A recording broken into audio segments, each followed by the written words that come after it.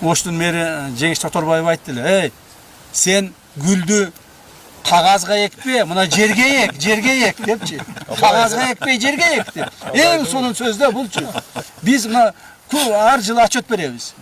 Мына биздин баланча облусубуз ушунча миң түп эктик деп кагаз менен отчет беребиз. Текшерип келсең эч нерсе жок.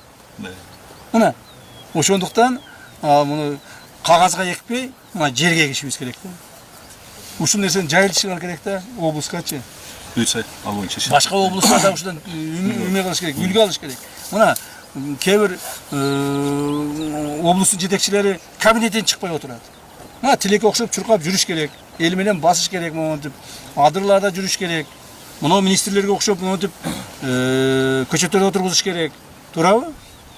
Ошондо гана жакшы болот. Анан кийин кабинетте отуруп алып, рахмат, баардыгыңарга рахмат.